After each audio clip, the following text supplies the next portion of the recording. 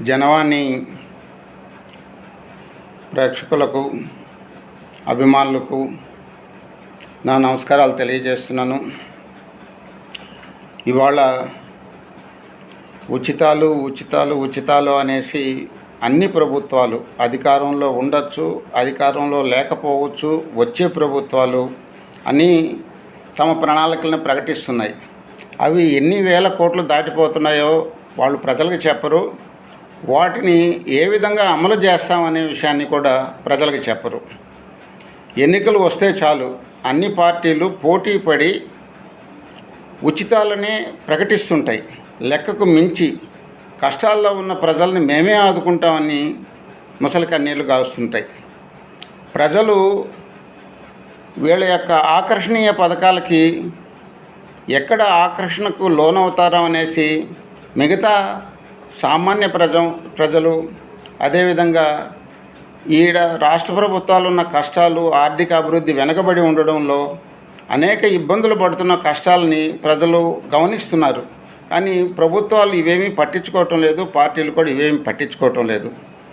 ఇవాళ 3 రాష్ట్రాల్లో అప్పుడే ఎన్నికలు జరిగిపోయినాయి.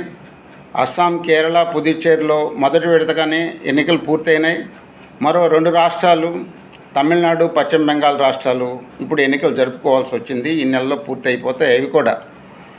ఈ 2 రాష్ట్రాల్లో అయితే మరి గత 3 రాష్ట్ర ప్రభుత్వాల కన్నా ఇవి మరింతగా ఉచిత వాగ్దానాలు చేయడం, ప్రజల్ని ఆకర్షించాలని చూడడం, ప్రజల్ని మభ్యపెట్టాలని చూడడం, ఇలాంటి కార్యక్రమాలు చేస్తూ ప్రజలు చుట్టూ తిరుగుతున్నాయి.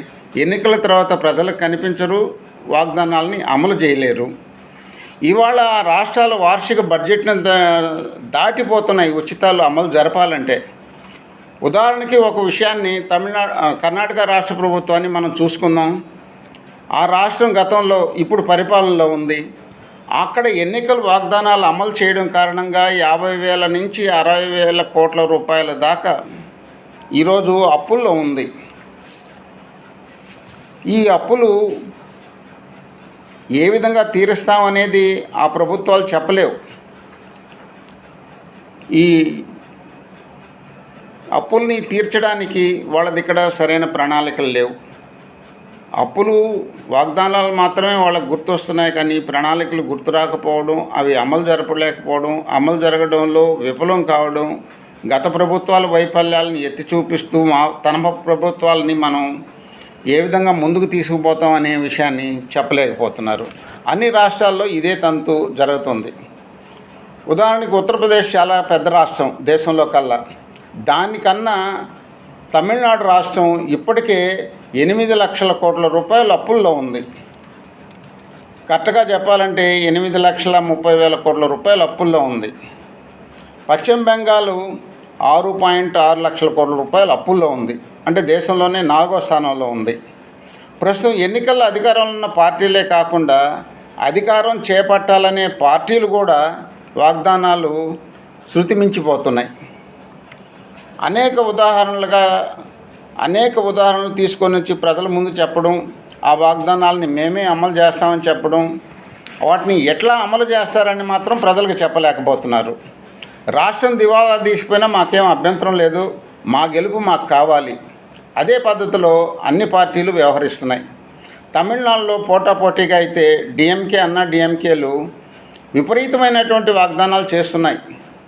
టూత్పేస్ట్ కాడి నుంచి వంటింటి సామాన్లు, రేషన్లు, సైకిళ్ళు, గ్రైండర్లు, ఆఖరికి డిఎంకే అయితే మహిళలకే కాదు పురుషులకు కూడా మేము బస్సుల్లో ఉచిత ప్రయాణాన్ని కల్పిస్తామంట అని చెప్తున్నారు.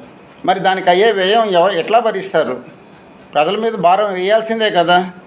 మనం చేస్తున్న అప్పుల్ని ఎట్లా తీర్చాలి? మళ్ళీ గతంలో చేసిపోయే ప్రభుత్వాలు చేసే అప్పుల్ని ఈ ప్రభుత్వం, కొత్త ప్రభుత్వాలు తీర్చాలి. కొత్త ప్రభుత్వం చేసిన వాగ్దానాలను కూడా అమలు జరపాలి అంటే వాళ్ళ వార్షిక ప్రణాళికే, వాళ్ళకి వార్షిక బడ్జెటే సరిపోదు. పశ్చిమ బెంగాల్ ప్రభుత్వం అయితే అధికారంలో ఉన్న మమతా బెనర్జీ ఉచిత విద్యుత్తుని ప్రకటించింది. ఆ ఉచిత విద్యుత్తుకి తలకు మించిన భారమైంది ఆ రాష్ట్ర ప్రభుత్వానికి. దాంతో అభివృద్ధి ఆగిపోతూ ఉంది. రెండోది లక్ష్మీ భాండార్ అనే పథకాన్ని ప్రకటించారు, రూపశ్రీ పథకం అనే ప్రకటించారు, కన్యాశ్రీ పథకం అనే ప్రకటించారు, స్వస్థ స్వైతి అనే పథకం ప్రకటించి మమతా బెనర్జీ గారు మహిళా ఓటర్లను ఆకర్షించాలని ఇప్పుడు శతవిధాల ప్రయత్నాలు చేస్తున్నారు. దీనికి అన్ని రాష్ట్ర ప్రభుత్వాలు ఆలోచించాలి.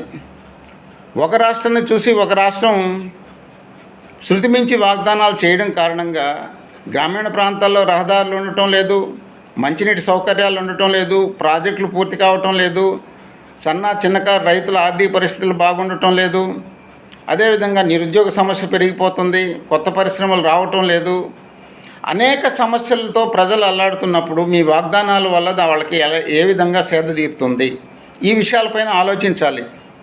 ఈ ఉచితాల విషయాలపైన సుప్రీంకోర్టులో అక్కడే ప్రముఖ న్యాయవాది అశ్విని కుమార్ ఉపాధ్యాయ వారు ఒక పిటిషన్ దాఖలు చేస్తే సుప్రీంకోర్టు దానిని స్వీకరించింది. దాని మీద విచారణ చేద్దామనేసి ఆలోచన చేస్తుంది. అదేవిధంగా ఎన్నికల కమిషన్ కూడా ఈ శృతిమించుతున్న వాగ్దానాల విషయం మీద కట్టడి చేయాల్సిన అవసరం ఉంది.